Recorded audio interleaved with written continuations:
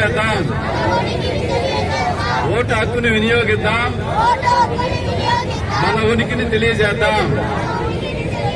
Vote వేసే అవకాశాన్ని మన బాధ్యత కూడా.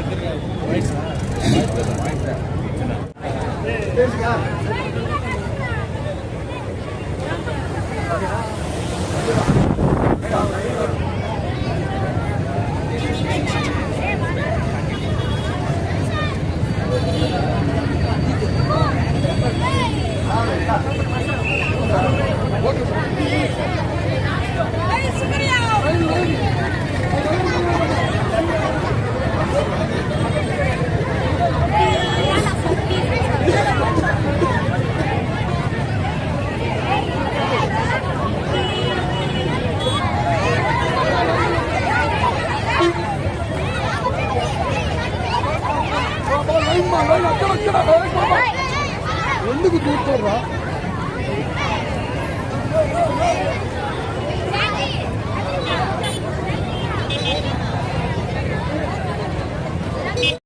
The special chief guest and our beloved district Dayas, I request our Tahsildar Jirpala to escort the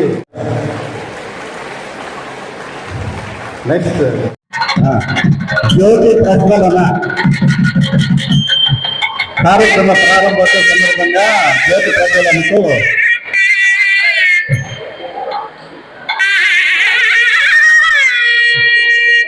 మన హానరబుల్ డిస్ట్రిక్ట్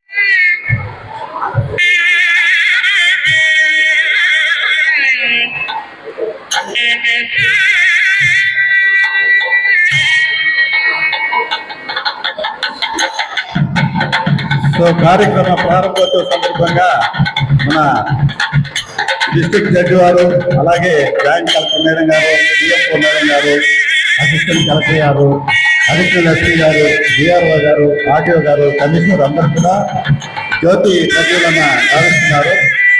ఈ సందర్భంగా మహాగణపతిం మనసా స్మరామి, మహాగణపతిం మనసా స్మరామి, వశిష్ఠ వామదేవాది సన్నుత మహాగణపతిం, మహాదేవ సుతం అనుతం మారకోటి ప్రకాశం శాంతం, మహాకావ్య నాటకాది ప్రియం, మహాకావ్య నాటకాది ప్రియం, పతిం మనసా స్మరామి, Vashishtha వామదేవాది సన్నుత మహాగణపతిం.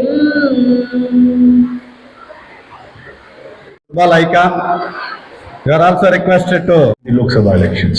The elections saw another heartening milestone in which women with a 65.78% turnout took the lead and participated more than male voters with a turnout of 65.5%. The elections were more inclusive than ever before.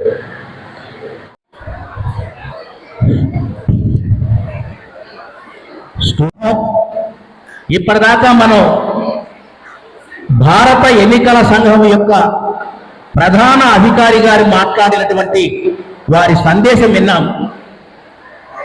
ఈరోజు బాబు ఇంకా పిల్లలు కొంతమంది మాట్లాడుతున్నారు, please silent. వేదిక మీద ఉన్నటువంటి జిల్లాకు సంబంధించిన పెద్దలందరూ కూడా మీకు తెలియాల్సిన అవసరం ఉంది. మనకి రియల్ లైఫ్ బాగా తెలుసు అందరికీ.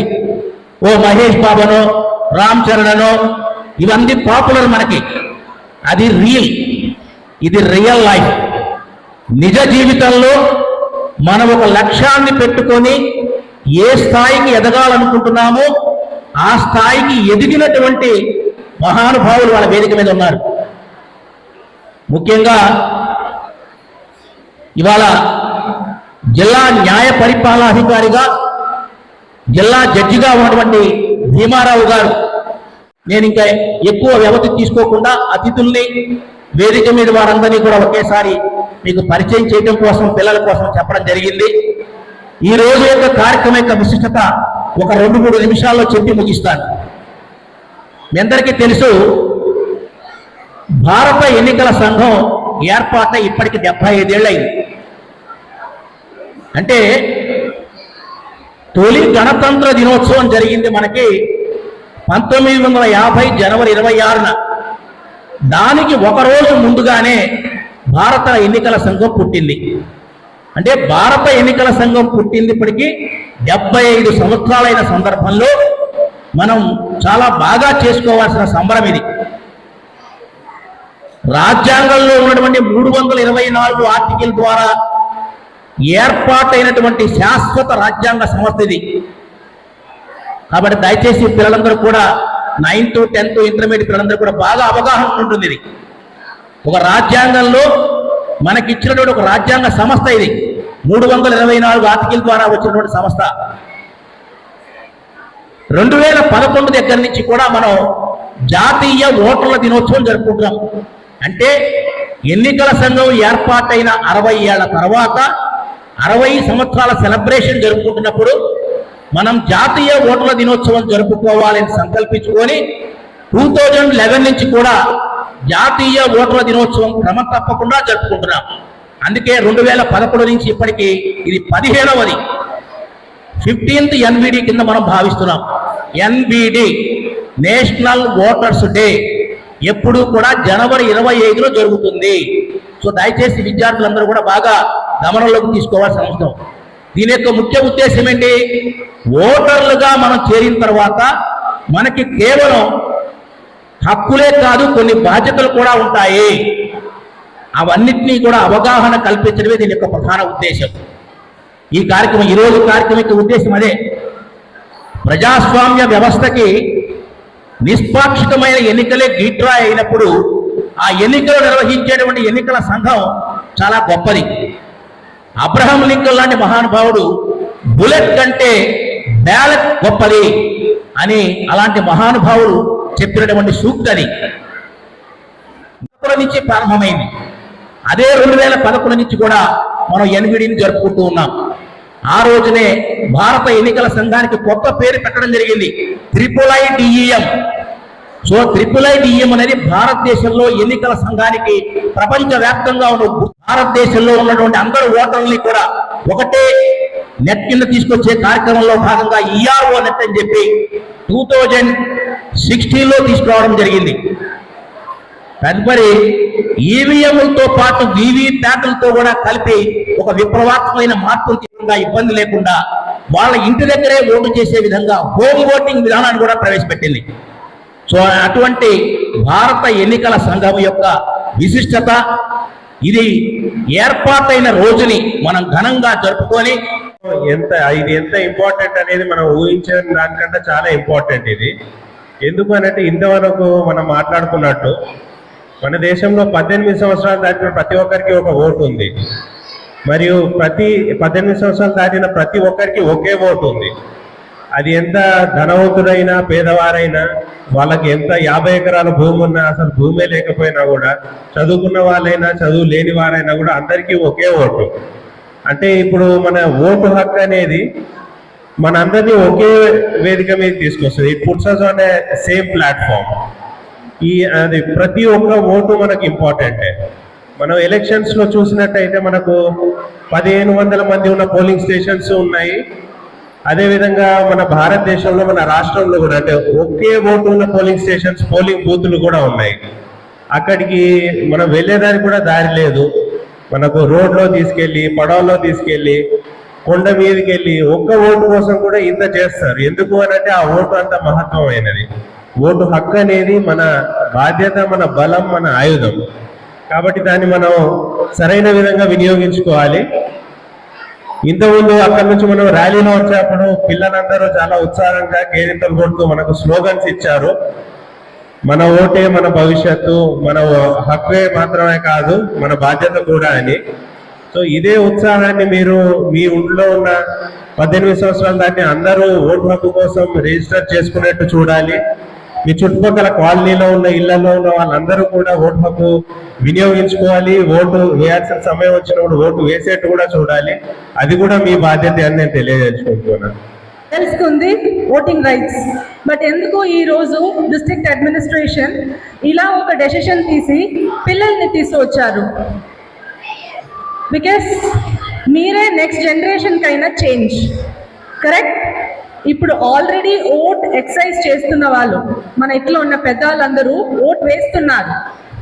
వాళ్ళు ఈ జనరేషన్ ఎలా ఉండాలి అని డిసైడ్ చేసి ఓట్ పెట్టారు. బట్ మన ఇండియా దేశం ఎలా ఉండాలి అని మనం అనుకుంటున్నాం కదా, దానికైనా పవర్ ఎవరి దగ్గర ఉంది? ఎస్, రెస్పాన్స్ పిల్లల దగ్గర ఉంది. ఆ ఓటు వేసేందుకు ముందు 5 సంవత్సరం మీరు ఆలోచించాలి, మనం ఎవరికి వెయ్యాలి, ఎలాంటి మార్పు మనం తీసుకురావాలి అన్నది. ఓకే, సో ఎప్పుడు కూడా Sitting on the dais, a very good morning. Good morning to all the kids. Good morning. Good morning. Yes, 1 is for stand up, 2 is for sitting, 1 only kids, only students. 1 చెప్పినప్పుడు stand up, 2 చెప్పినప్పుడు కూర్చోవాలి. Only kids, only students. 1 2 2 1 2 1 2. Good morning. Sit down. What is today? National Voters Day. So today is National Voters Day. A age కి మనం vote చేయొచ్చు? ఏ age కి vote చేయొచ్చు? So మీరందరూ ఇప్పుడు ఓట్ చేయొచ్చా? ఓట్ చేయొచ్చా మీరందరూ? ఎవరు చేయగలుగుతారు? ఎస్. సో 18 ఇయర్స్ రాగానే మీరందరూ ఏం చేయాలి? Yes, before you can vote you have to register for vote. So all the students, what is the age for vote? 18 years, correct. So 18 years రాగానే మీరందరూ కూడా ఓటు హక్కుని వినియోగించుకోవాలంటే ఫస్ట్ మీరు రిజిస్ట్రేషన్ చేసుకోవాలి. ఎక్కడ వెళ్ళి రిజిస్ట్రేషన్ చేసుకుంటారు? Who will register your vote? Okay, so all of you please listen, all the students. So we have someone called booth level officers. ఎవరు? Booth level, they are called BLO. BLO means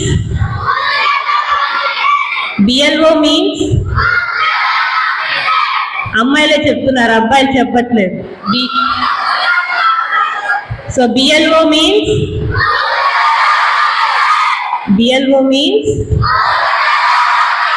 yes, they will help you in registering your vote.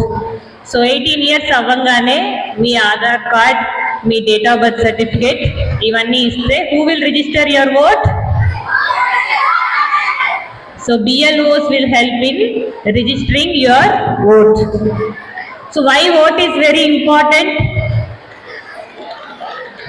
So DFO గారు, ఏసీయూటీ గారు చాలా చక్కగా వివరించారు vote అనేది ఎందుకు important అని.